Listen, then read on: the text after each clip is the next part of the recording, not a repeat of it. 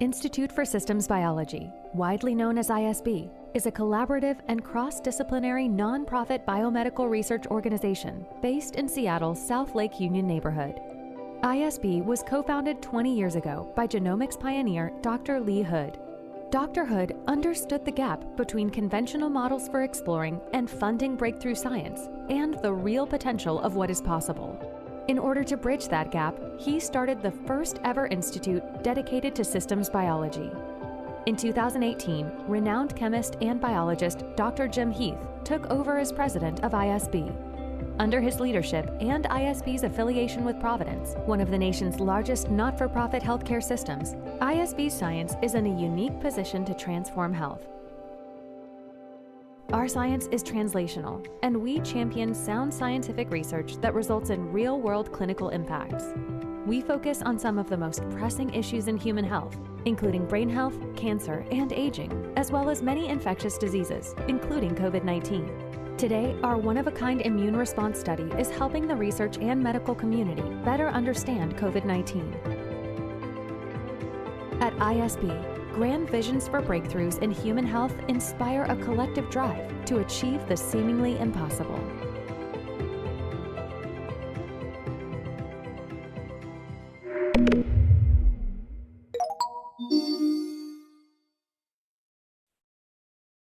Good evening, and welcome to the Institute for Systems Biology's fourth annual Reimagine event. My name is Renee Duprell, and I'm the Director of Development here at ISB. We're so pleased you could join us tonight, and we're very happy to have a record number of guests. Some of you are longtime supporters of ISB, and for some of you, this is your first introduction to our work. We're thrilled to welcome all of you. I have just a few housekeeping items to get us started. We have a tightly run program for you tonight that we're keeping to 1 hour, so we'll be wrapping up right about 7 p.m. For those of you who would like to continue the conversation after that, ISB President Jim Heath will join me live, and he'll take your questions on the immune system. So as questions come up for you during the evening, hang on to them, and we'll put Jim to work at the end of the program. At the bottom of your screen, you have a chat box here in Zoom.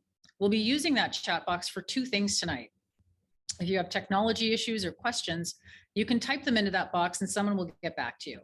And if you're moved to pledge a gift to support our research tonight, you can type it in the confidential chat box and we'll connect with you in the next 24 hours about how to make that gift. I'd also like to thank our generous event sponsors. Thompson Wellness Wealth Management, located here in Seattle, Brown Family Vineyards with tasting rooms in Seattle, Tacoma, and Walla Walla, and Washington Wine, which is the Washington State Wine Commission. Thank you all very much. The theme of tonight's Reimagine event is your immune system. Given what we've been going through for almost 2 years now with COVID, we've never heard more about our immune systems from the Centers for Disease Control, from the media, from our doctors than we are right now.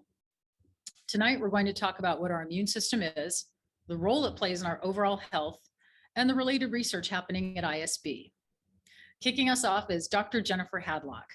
Jen is an assistant professor here at ISB and the director of medical data science. She's going to give us a quick reminder of exactly what the immune system is. Here's Jen. Thanks, Renee. It's great to be here.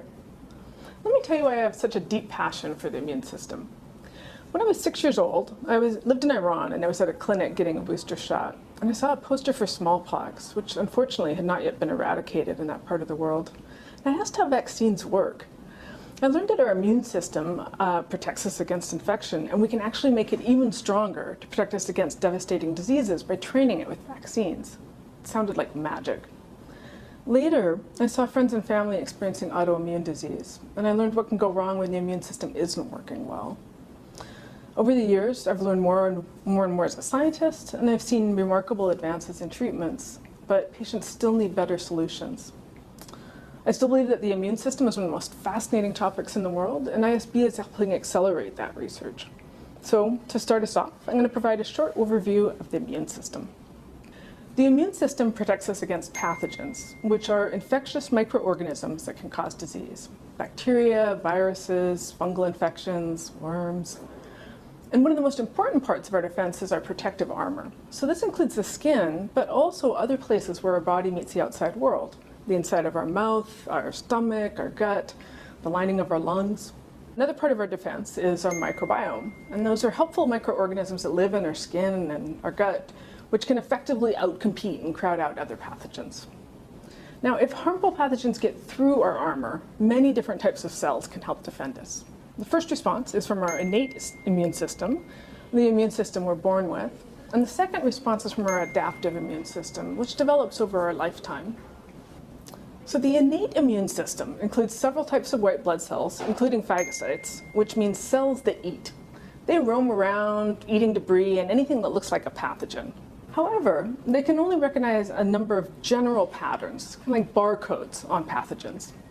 And we call those patterns antigens.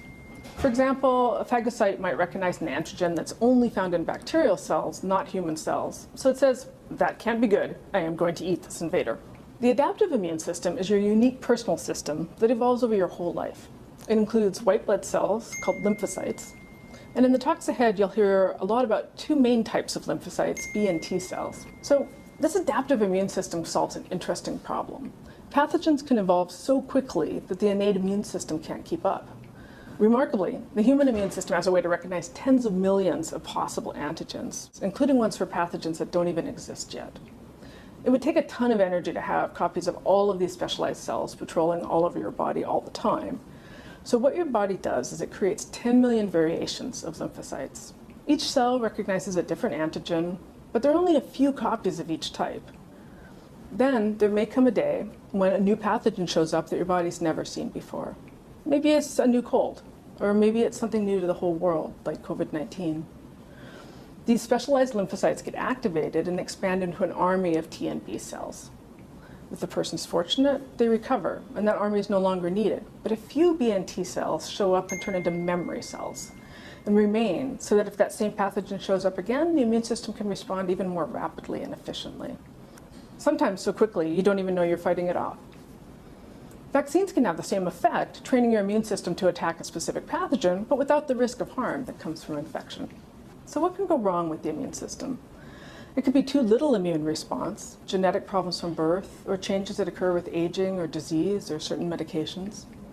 Or you could have too much response, excess inflammation, allergic reactions, or autoimmune diseases where your immune system starts attacking your own body.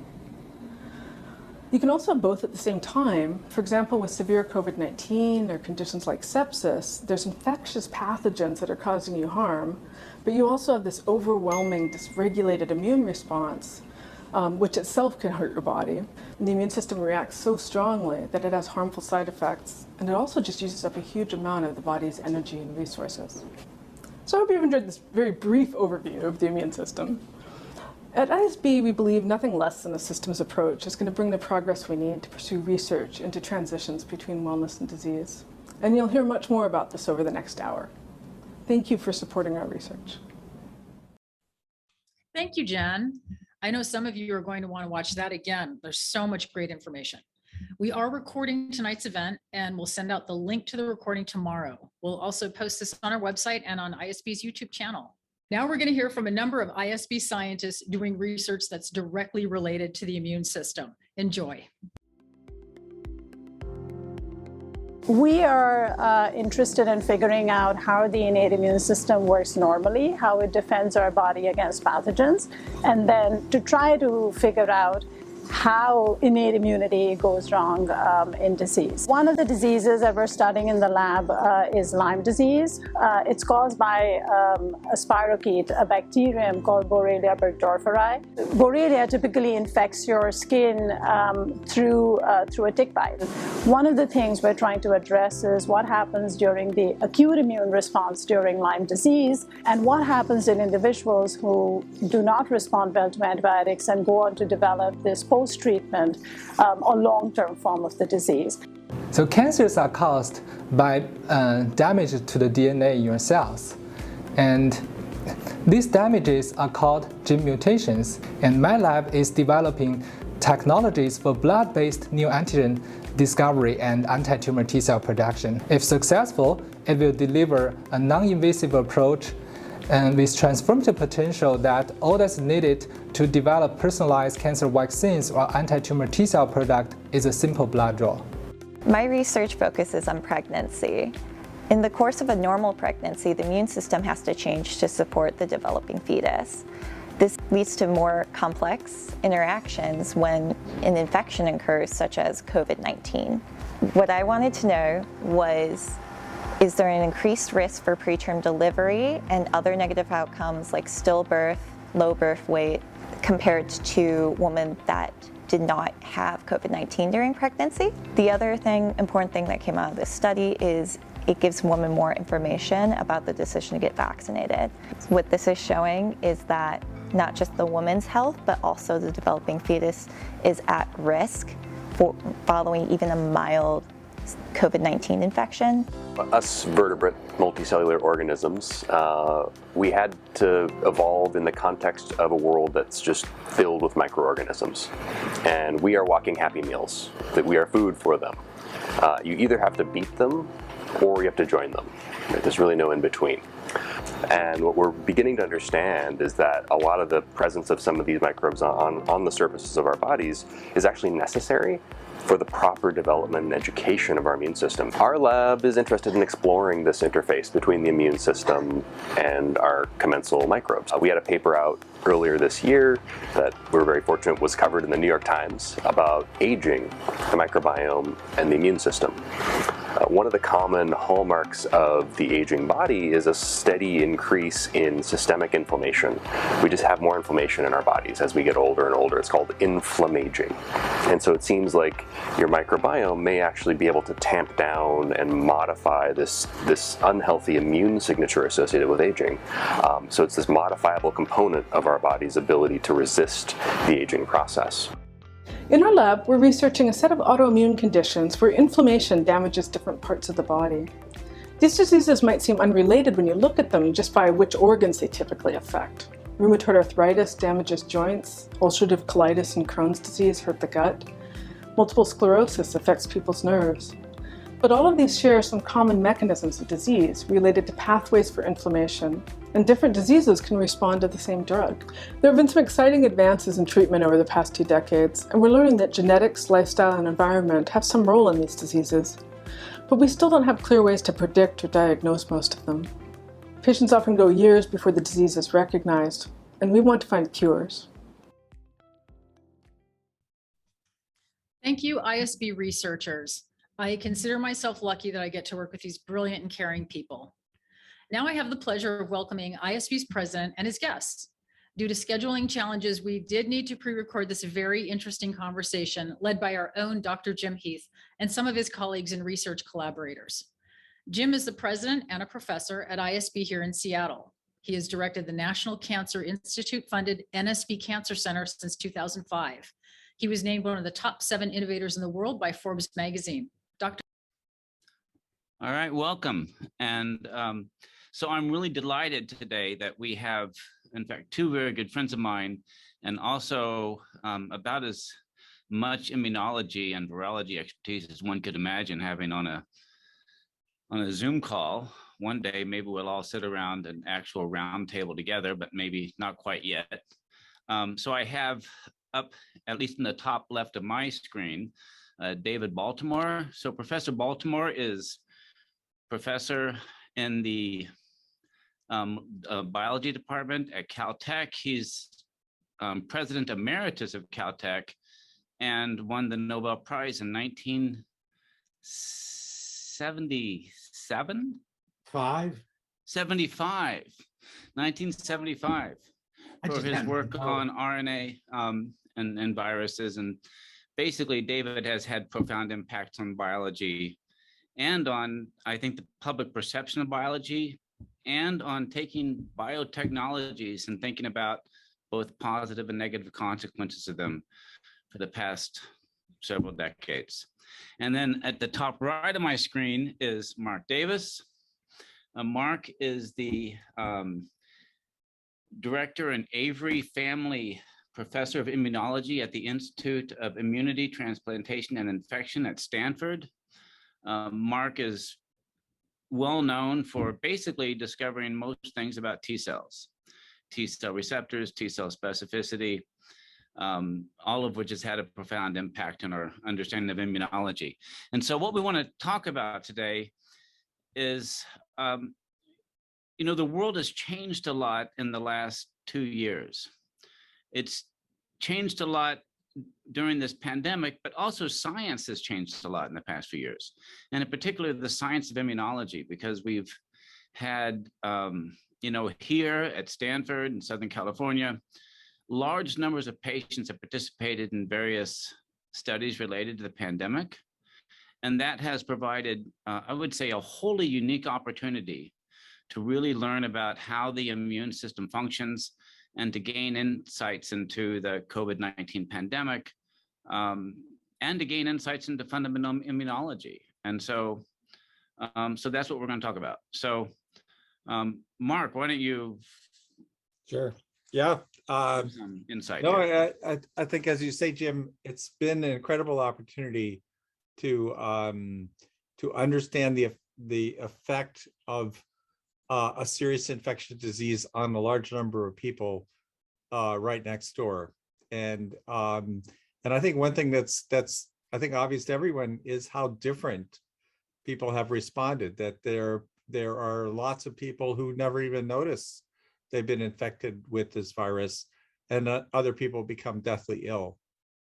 And it probably is in large part due to their immune systems, that we just have, whether through age or genetics or exposure, very different immune systems, and that can be a life or death difference, as we're being constantly reminded of in this pandemic. So, and that's been something we've been working on for many years now, is to try to understand just what is it that makes someone's immune system better than someone else's immune system, and what are the metrics of health in terms of the immune system. I mean, to me, it's crazy that if you go into a clinic and say, I'm worried about my heart, they're all over you with lots of high-tech assays and machines and so forth, and it's gonna cost a lot of money too. If you go in and say, I'm worried about my immune system, they'll look at you like you're some kind of nut. You know, there's like nothing people can do, and I think this is something immunologists need to figure out, and we have been working. I think we have lots of clues, but I think the pandemic is helping us a lot, because and your work too is, you know, we can collect massive amounts of data and then throw it against the wall and really see, you know, what can we tell? And there are already some things that have come out, at least as clues, but I think that's part of what's going to happen here, is that we're going to actually really know a lot more than we used to, and actually set up for that day when you can walk into a clinic and say, I'm worried about my immune system, or here's this other pandemic, should I be worried? And then there will actually be a test that they can give you. It won't be simple, not like a lipid test, but there'll be tests. There have to be. We need these. So David, you've lived through two sort of big viral events with HIV and COVID, and of course there were smaller ones in between. And so you've been firsthand witness to how science has advanced, really driven by the urgency of needing to understand how those diseases operate and how people respond and get treatments, et cetera. So what's your impression of where we are now? Well, I think what we've learned, and Mark sort of underlined this, from the COVID pandemic and from the AIDS pandemic, is how little we understand the differences between people and their response to infectious disease. We've also become humbler because we've been trying to make a vaccine against HIV since the latter part of the 1980s. And we're no closer to a vaccine now than we were then. And I think that's taught us that each infectious disease is its own problem, and that HIV is an example of an infection where there is no simple way to make a vaccine that's going to protect people.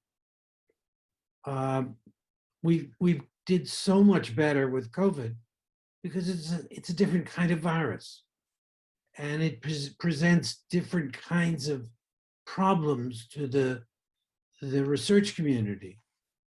And it was relatively easy to make a vaccine that is quite protective. But when I say quite, I'm using a word carefully because it's not perfectly protective. And we got used to thinking about vaccines as if they were perfectly protective. And so again, we've learned humility. And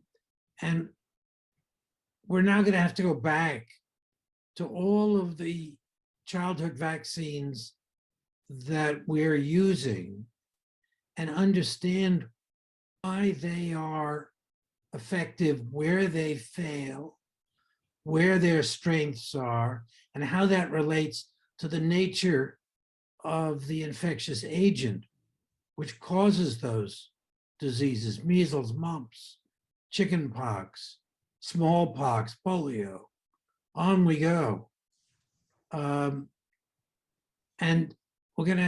we really are going to have to go back to the lab and rethink these problems from the scratch, and understand why each of these organisms responds in a different way, and why the human immune system responds differently to these different organisms.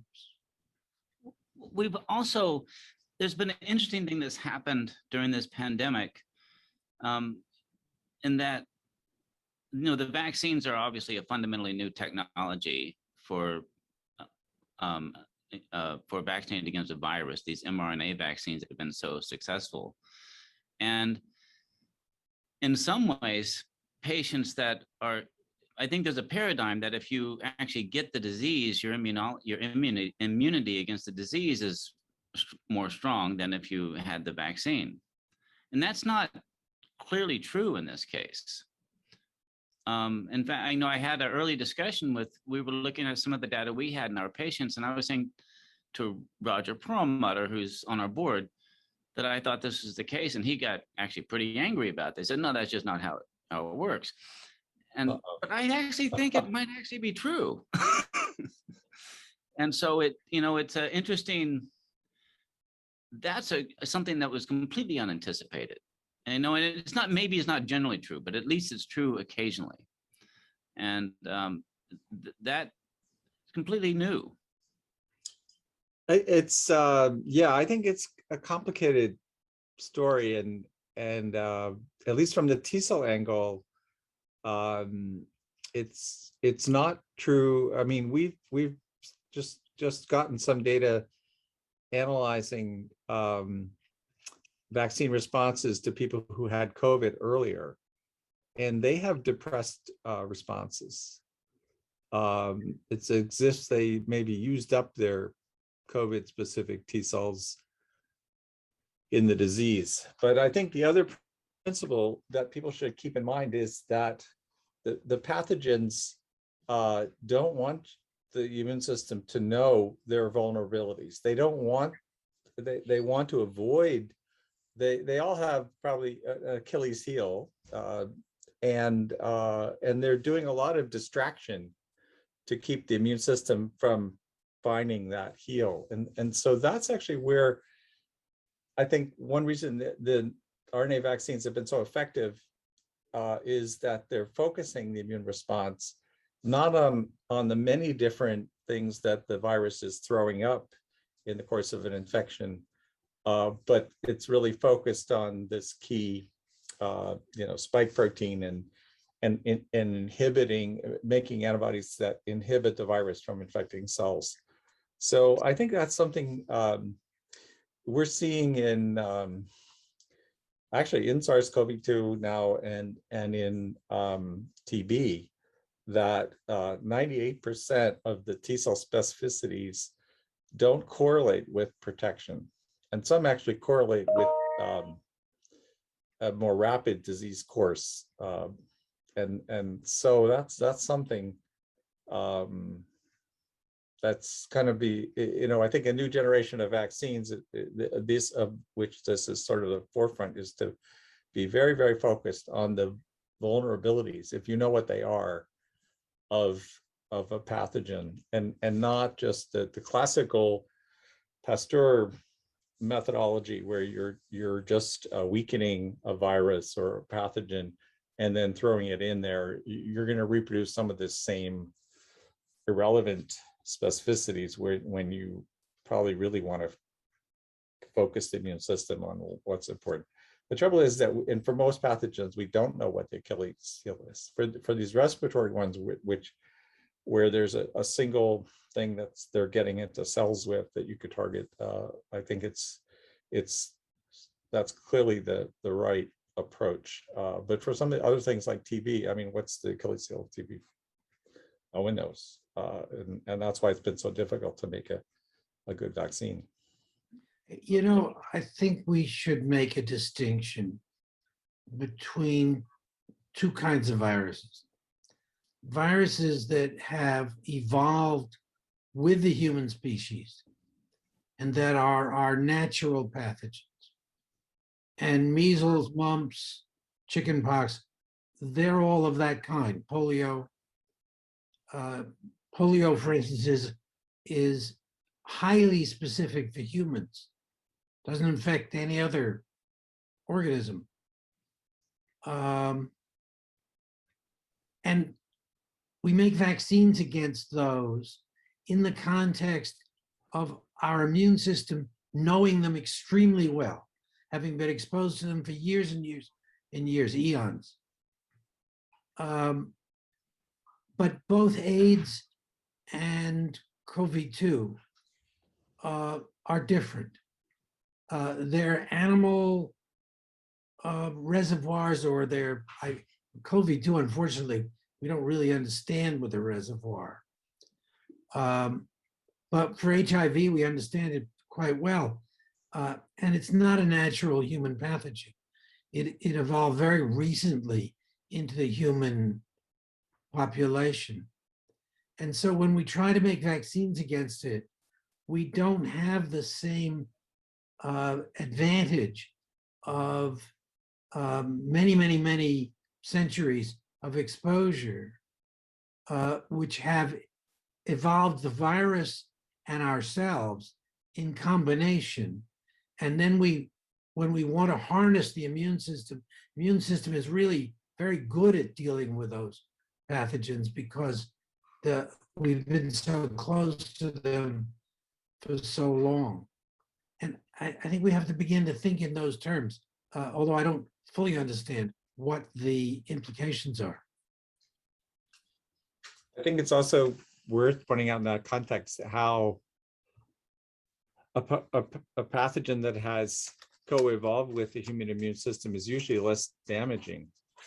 That it's smart enough not to kill off, the goose that carries it around. And I'm very impressed. I think the champion pathogen is cytomegalovirus, which infects billions of people around the world and has been around forever.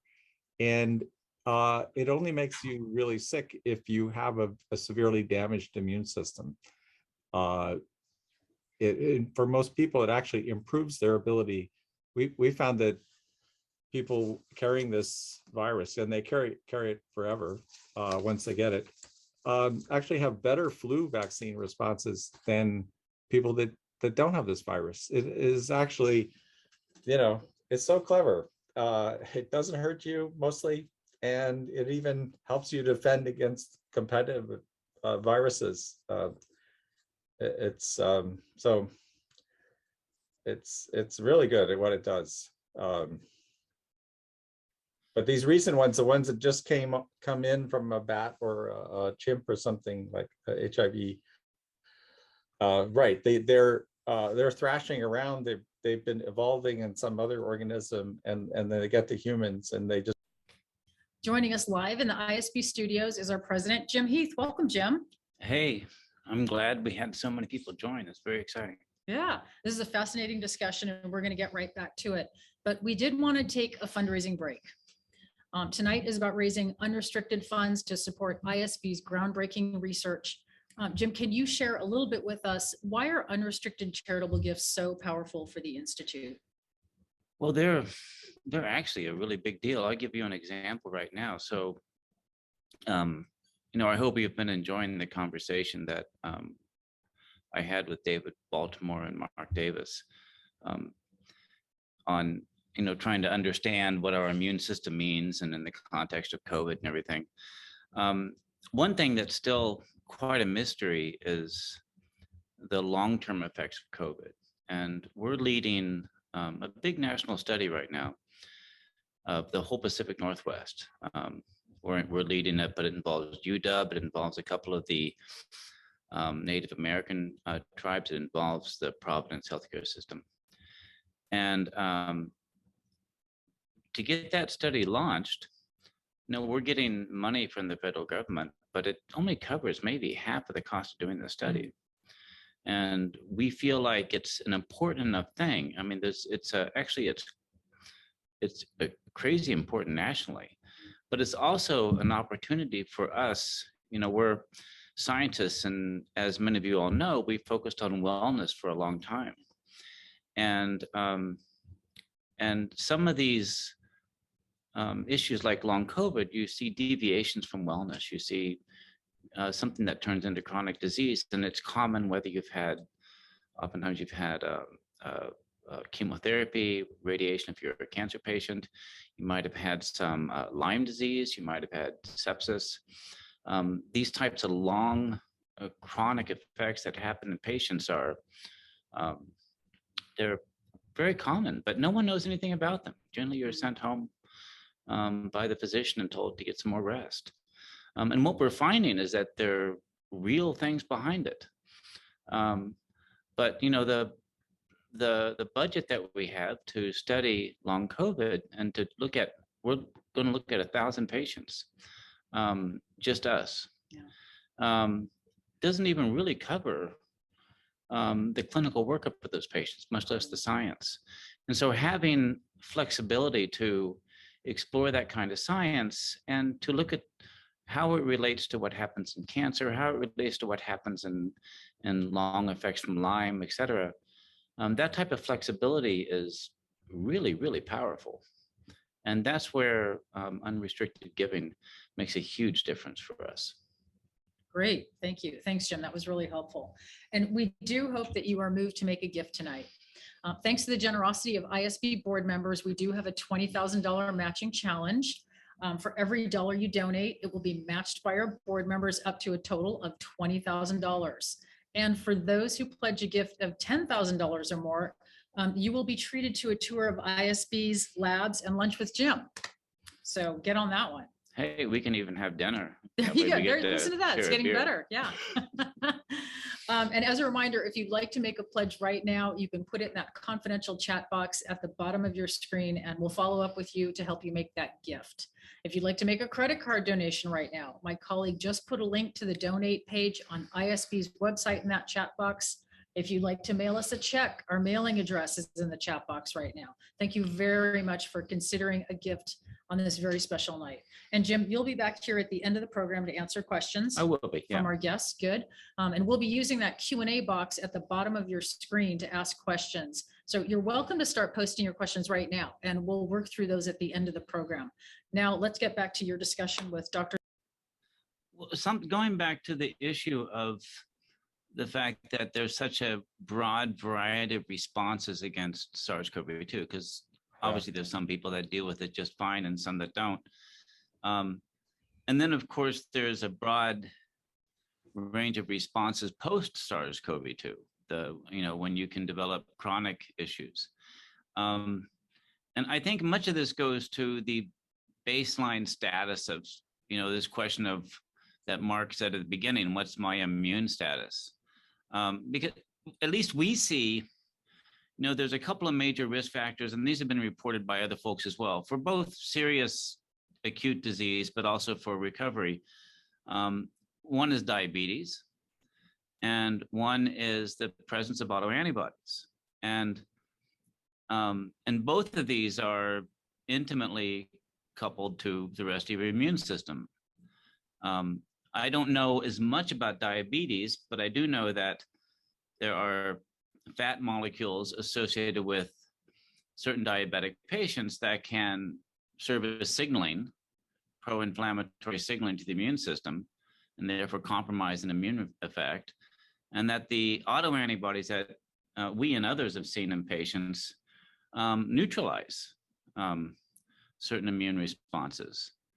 So do you think, if you were going to, and I don't know if I'm leading to a question here or not, I think so, but if you're going to try to measure the status of an immune system, someone, go back to your original question, a patient walks into a doctor, says they're worried about their immune system.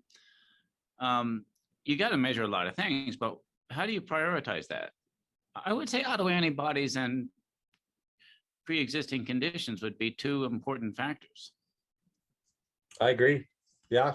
And it's actually pretty well known that these autoantibodies against key cytokines in the immune system that are part of how you start a defense against a virus like SARS-CoV-2.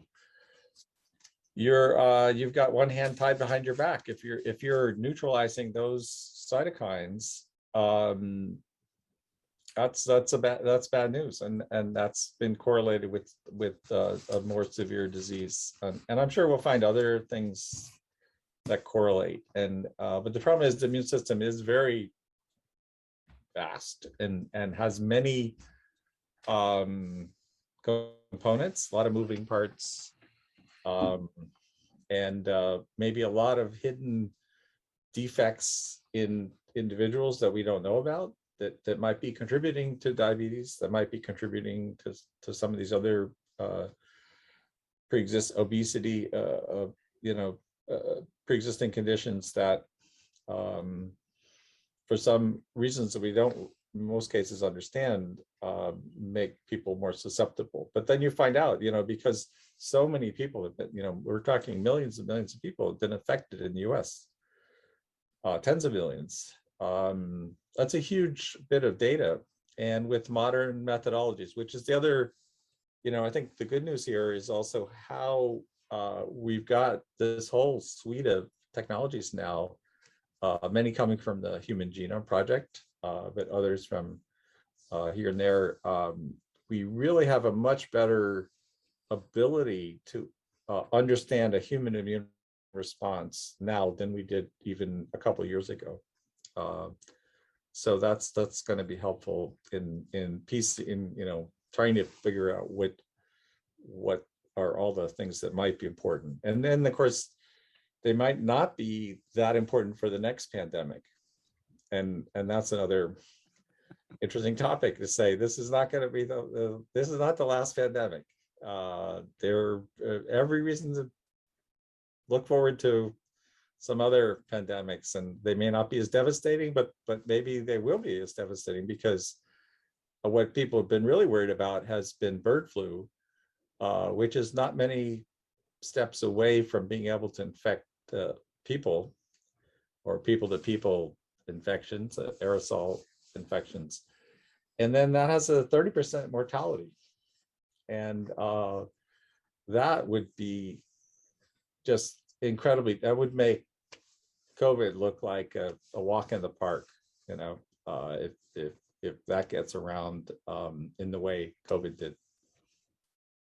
I think we have to recognize that our immune systems are probably the most important system in our body. And when somebody comes into a doctor and says, "Doc, what can I take? What can I eat? What can I do to improve my immune system? That simple question actually is extremely complex because the immune system has so many different parts, and each one of us has evolved a different immune system. Different in two ways. One way is that we inherit different molecules from our parents. And since there are literally hundreds of molecules that go into making up the immune system, maybe thousands. Thousands, yeah. Yeah. That we each differ from each other in some of those thousands of molecules. And that makes us have different immune systems. And then we've been exposed to different pathogens in our lifetime. We grew up in different places. We had different associations with the natural environment. And so we're different people from an immune point of view, both from inheritance and from exposure. And then a new pathogen appears, and it interacts with each one of us differently because we are different. And we're going to have to understand that as new pathogens appear or old pathogens come back to haunt us, that it's in the context of this enormous variety of behaviors that make us each individuals. And when somebody comes to a doctor and says, how's my immune system? When the doctor is unable to answer that question, it's because of the complexity. It's not because the doctor didn't want it. Well, I don't know about that, but it's a complex problem, and physicians are famous for ignoring things they can't do anything about. So but you're right. I think people are ready for a basic cholesterol test, though a significantly more complex one. So yeah, and I think we're getting there. We already have fairly good antibody tests for COVID, and you can tell, and people should actually, if they have any potential problems from either other pre-existing conditions or just age, where in most people your immune system deteriorates significantly, you can now get, I know at Stanford, you can definitely get some very high quality antibody tests to say whether you're making the right antibodies to give you like this first line of defense against the SARS-CoV-2. And people are not. We've been interacting with some patients who have been on immune suppressive for autoimmunity or for organ transplant, and they get the vaccine, but they're not making the right antibodies, and so that definitely happens. I mean, the good news is that there are commercial antibodies that now you can at least potentially get injected with that would give you this kind of protection, but that's an expensive proposition. But millions of people are on these drugs that are designed to suppress different kinds of autoimmunity or organ rejection, and they're at risk, and you might want to know. And so therefore, even you've got a full course of vaccination, if you're in one of these categories or think you are, you might really want to have that test. So at least that's something that's fairly broadly available that you could do right now. There's a whole lot of other things that we don't have a good standard tests right now, and we hope to, but it's going to take time. It's complicated. Well, talking about diversity of response is something that we've also been looking at patients that are immunocompromised with and receiving vaccines. And for some patients, you know, they basically their B cells are worthless. They're not going to do anything, and you don't expect them to, and they don't. But they are able to develop a pretty strong T cell response and recover from actually the virus. MS patients, many MS patients are like that. Mhm. And you know, that's a whole branch of immunology that I don't think was really studied before, is how do you develop immunity against a virus when you don't have B cells? It wasn't, but it does seem to be something that's evolving. Just because we've had a lot of immunocompromised patients that have also participated in these kinds of studies. But the people on really serious immunosuppressors like organ transplant patients, there's really nothing no response there. But monoclonal treatments have actually worked in the clinic for those patients. So, you know, one thing that's been, you know, from my point of view, it's been remarkable over the past couple of years is we've really been able to collect a vast amount of data, and it's pushed our abilities to do computational analysis of that data. You know, I think we've just barely tapped into these data sets basically that we've been collecting, and we've gotten some of the high level insights into it. But I do think that even though the next pandemic may be something very different, or the next disease we decide to look at from an immunological point of view, probably return back to cancer and other diseases, I do think we have a whole new set of tools. And I think that's actually pretty impressive. We may not have the right tools, but I think some of them are the right tools. No, I agree. And this whole pandemic has been a gold mine for data and for looking at lots and lots of people.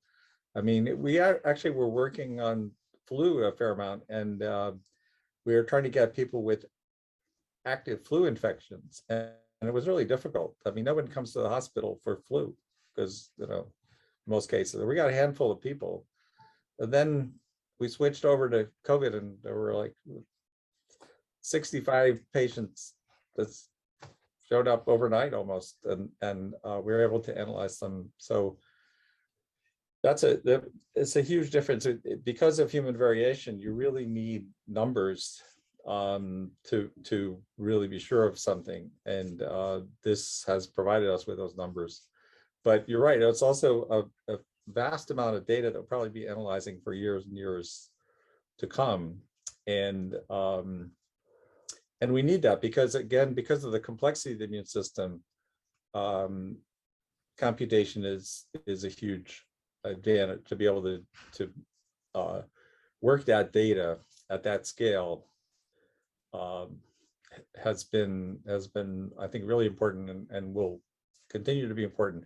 I think also we might have gone overboard in saying how unique a particular pandemic might be, but there are these basic elements of the immune system, the antibodies, the T cells, that we can measure easily or more easily now, and there's going to be some commonalities there that are going to be useful. So both the combination of ever better higher resolution technology and knowing more about things like SARS-CoV-2 infection, it's got to help. Mark, you and most other immunologists focus on T cells and B cells, which are really only one side of the immune system, and the other side is the innate immune system. And without innate immunity, you're totally lost to infectious diseases. So innate immunity is maybe more important than B cell and T cell immunity. Well, it's going too far, David. Well,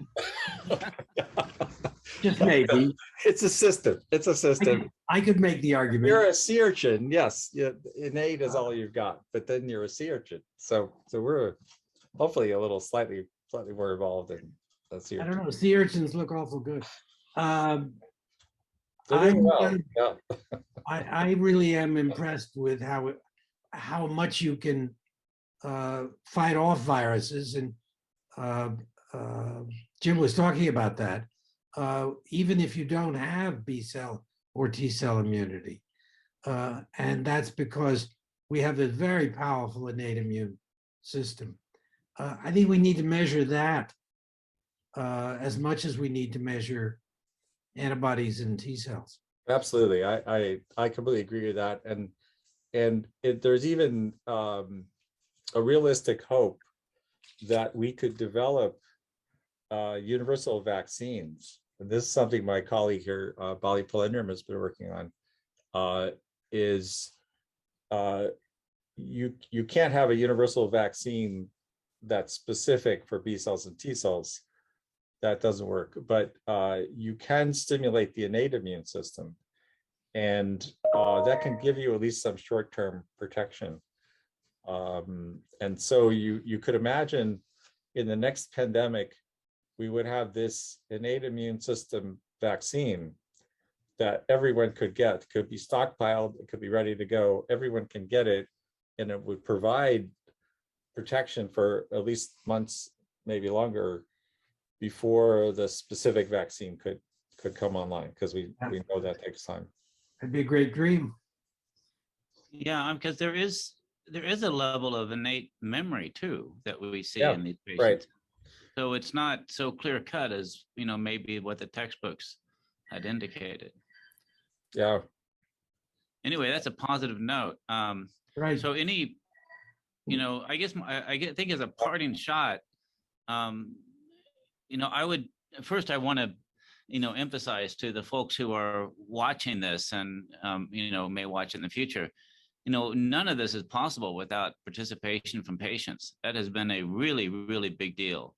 And it has, we went from, having maybe 20 patients, which is really just enough to tease your appetite, but not enough to learn about science, to now having, there's a national study we're involved in that's involves 16,000 patients over time, which is really what it takes to understand the heterogeneity of a disease like this. And so, for sure, thank you to all the patients out there that have participated and helping make studies like this advance the field. Absolutely. Yeah. Absolutely. All right, and with that, I think I'm going to just thank you, gentlemen, for your time. I think it's been a great discussion, and I very much appreciate you being here, and I'm sure we'll talk soon. Okay. Nice talking with you. All right. Bye-bye. What a lineup. Thanks again to ISB President Jim Heath, David Baltimore from the California Institute of Technology, and Mark Davis from Stanford University. So great to have you with us tonight. Our final speaker, before we go to the live Q&A with Jim, has a very special story she'd like to share with us. Marnie Anderson is a member of the ISB Foundation Board, and she participated in one of our studies a number of years ago. Here's Marnie to tell us more about that. Thanks, Renee. I'm so happy to be here. I am fortunate to know the work of ISB, and I am honored to work with Dr. Jim Heath and Dr. Lee Hood, who are forging forward the vision of transforming healthcare. I was involved in a project ISB launched 7 years ago. By collecting blood, biome, and saliva samples periodically throughout the year, ISB researchers could determine risks to me based on my own personal genome and DNA. By closely monitoring and using statistical analysis, my coach Bridget could determine when unusual changes occur. I'll never forget the call. I had it a little less than a year into the program.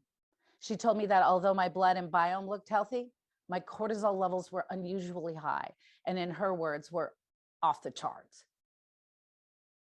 I was 95% impacted with colon cancer. I had the fast moving variety, the kind that kills quickly. Well, within 3 weeks, I had 10 inches of my colon removed, was on chemotherapy and the road to recovery. ISB saved my life. Imagine a world where people avert disease at the onset. I believe in ISB and their paradigm shift in perspective. I invite you now to join me in making a gift to ISB to support their groundbreaking research. Your charitable dollars are powerful. Your gift matters.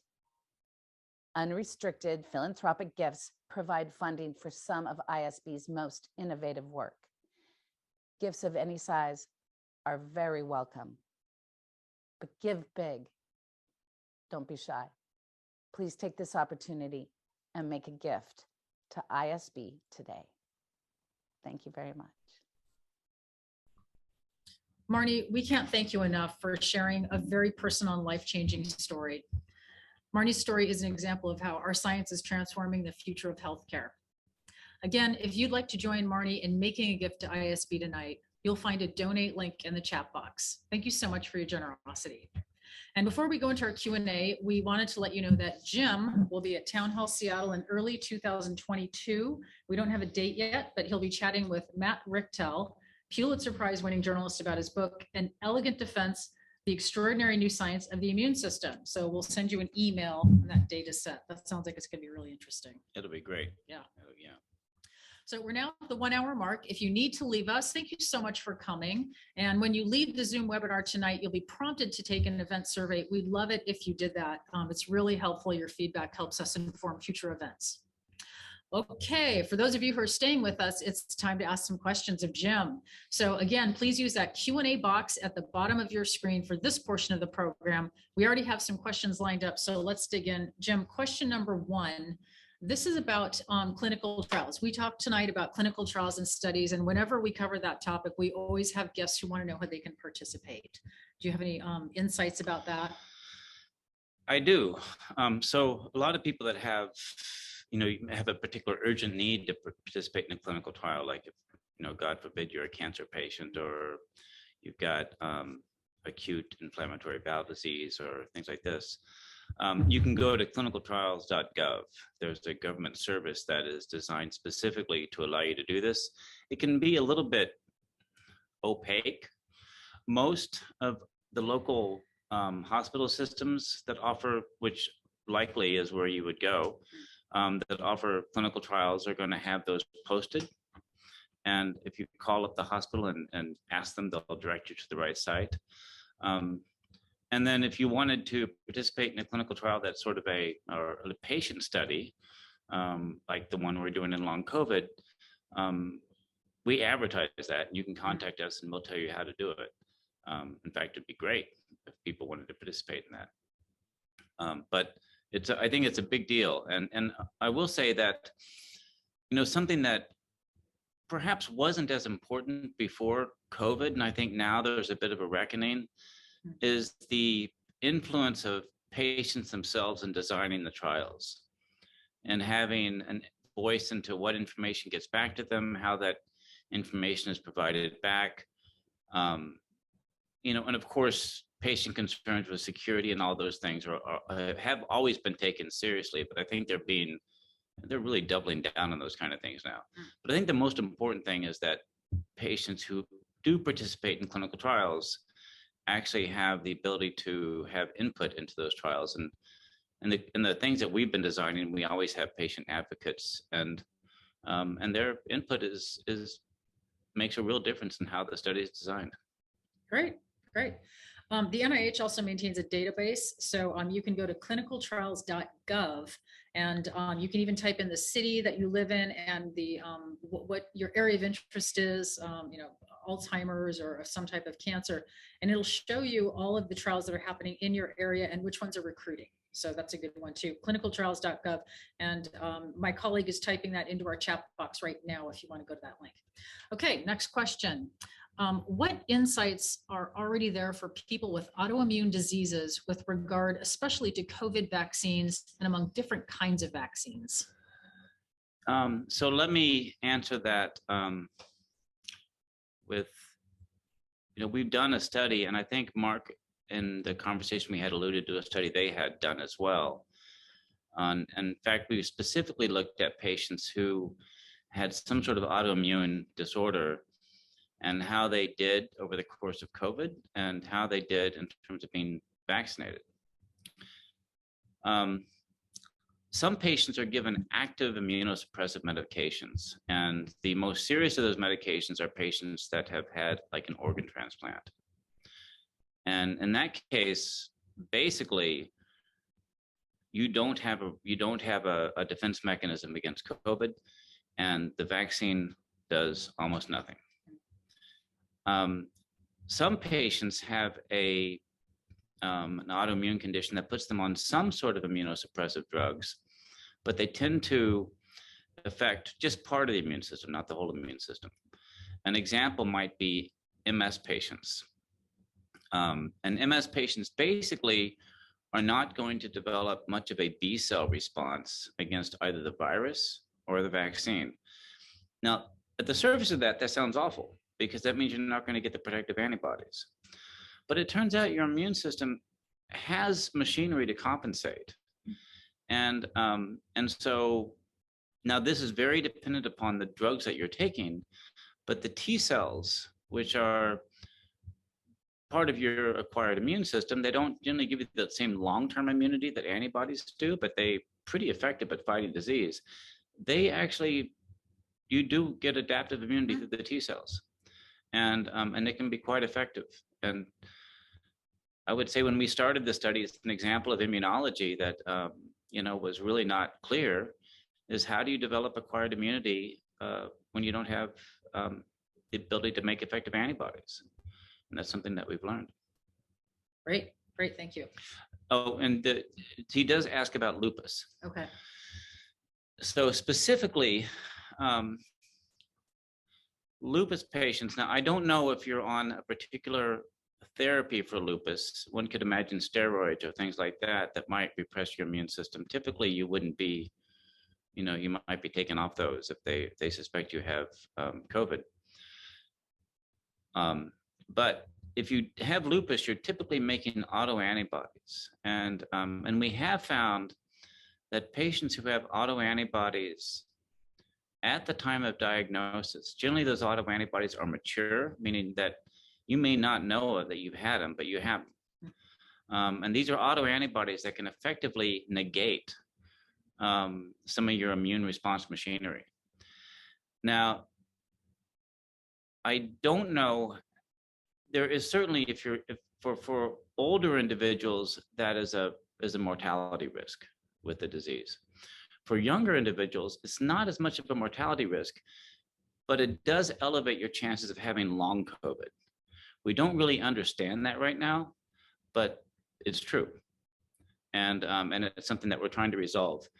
And I would say also, if you have autoantibodies, it's likely you're going to have issues with a chemotherapy and things like this. This is, I referred at the break to that we study wellness. And people can be well, but they can also have subclinical phenomena, meaning you don't have symptoms, but there is stuff in there that is, deviates from normal. All of us have this to some extent or another. But autoantibodies are one of those that may, before you have treatment, they may anticipate some sort of adverse response. I think that science is just now unfolding, but it seems like it's a real factor. Okay, great, thank you. Switching gears a little bit, is COVID-19 more virulent than the flu? Well, I want to go back to the comments that David Baltimore made about viruses that are either naturally in humans or humans been hosting for a long time, or viruses that humans have not been hosting for very long. So it turns out that for many patients, they haven't ever seen anything quite like COVID-19, but they have seen coronaviruses. And they do have a baseline response that's already existing. And we can see this in some patients that gives them some defense mechanisms against COVID-19 and is very helpful. And for those patients, I would say that it may not be worse than the flu. In fact, it may be quite mild. But I wouldn't bet on that. And the COVID-19 virus that has been floating around for the past couple of years basically is something that by and large we haven't seen. Not with the type of mechanisms that the virus gets recognized and taken up by cells, and that can really wreak havoc. And so the chances of COVID-19 being much more severe than the flu are high. The chances of COVID-19 having lingering chronic effects are much higher. And so the answer is could be good, but probably, it's not something to bet on. Right. Okay. All right. Let's see what else we got. You got to do the 2 fingers on Oh, here. down here. I keep trying to touch Yeah, the she's- screen. You see it on the screen and you try to. I know. So here's a question about the test that Stanford is offering to see if you are making the correct antibodies. Those are really smart guys at Stanford, but that is not a test that is just at Stanford. That is a pretty common test. And most of your healthcare providers, if you specifically ask for it, can provide it. There's 2 ways to do that test. One, you're just looking into the blood for antibodies that recognize that key piece of the virus called the receptor binding domain of the spike. I think everybody knows what spike is now. It's been, hammered into our head for the past couple of years.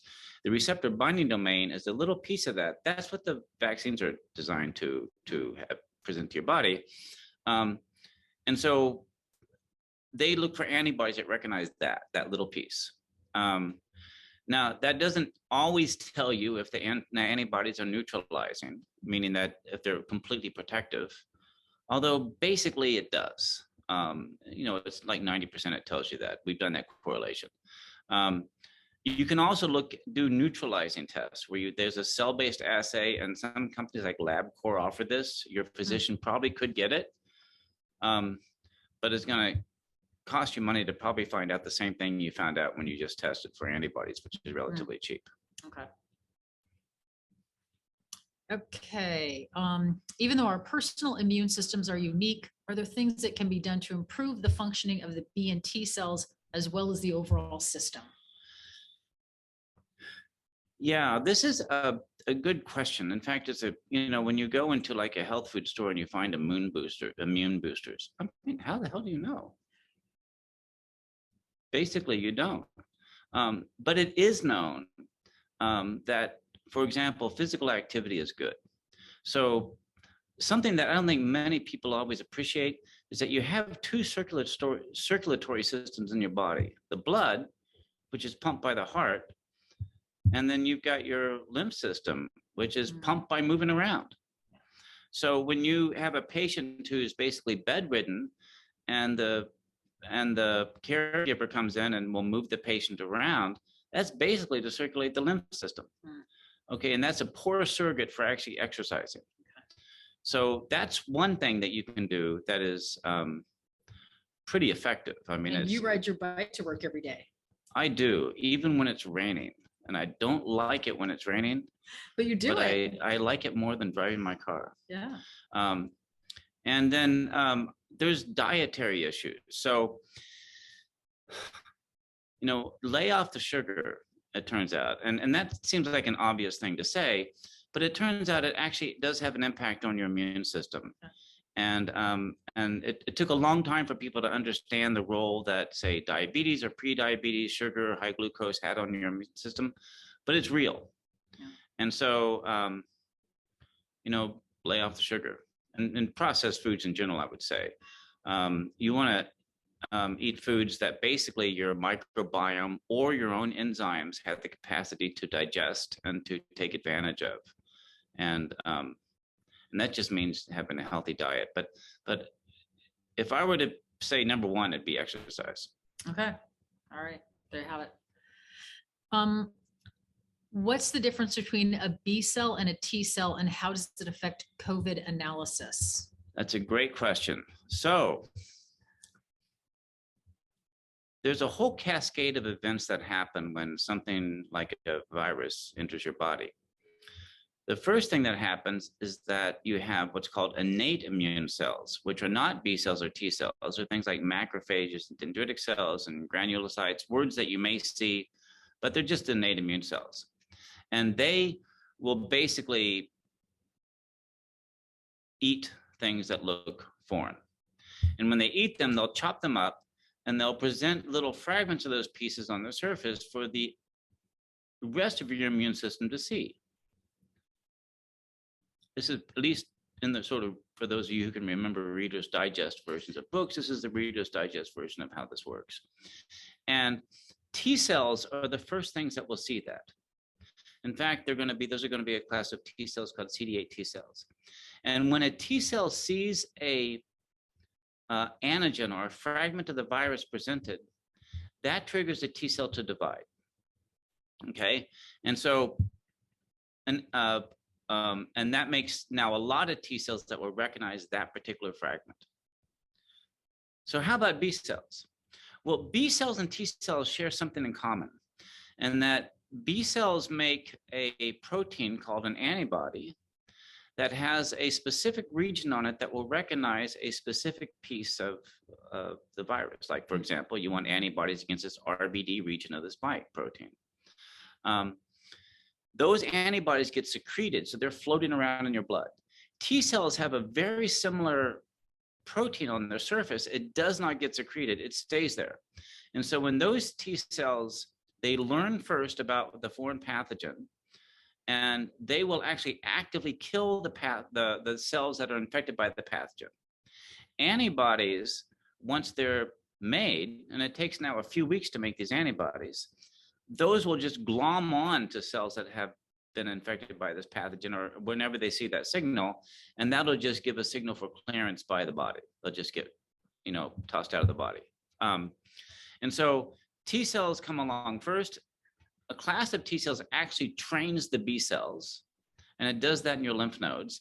And then the B cells come along next, and you can imagine that the T cells have to, T cells actually pretty good sized cell. Your body can only support so many of them, but antibodies, you can make tons of antibodies.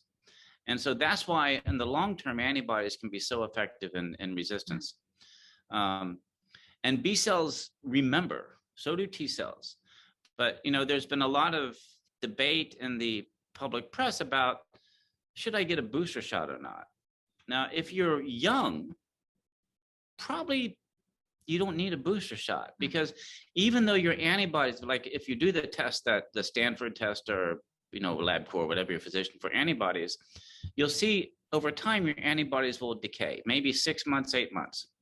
If you get a virus again, they'll shoot right back up. Okay, it doesn't mean they're going to shoot back up so fast that you won't get reinfected, but they shoot back up fast enough that your reinfection is generally not serious. Okay, now of course there's exceptions to that, but by and large, if you've had COVID before, especially if you've been vaccinated is better, as we talked about with David and Mark, in many cases anyway. It's probably good to reiterate that, given the news out of Green Bay, the Packers quarterback.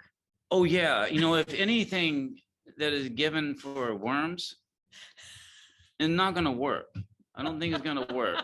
Now there is actually some science behind ivermectin, but it's,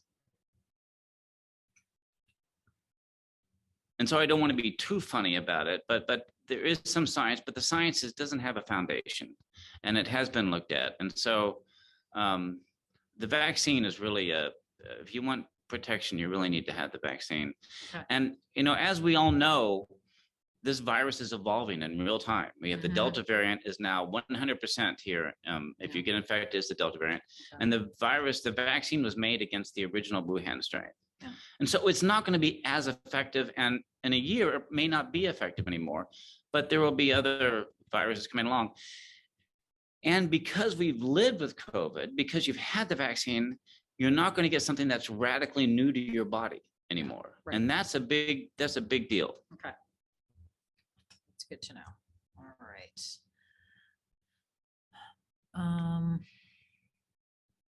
I believe that COVID is much more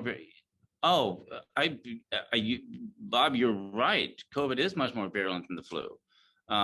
When it's serious, I think for some patients, and it's a reasonable number of patients, is not, but for most patients, it's way more virulent. I didn't mean to be inconclusive about that. I just wanted to say that it has a whole heterogeneity of responses that we now are beginning to understand. But when it's bad, it's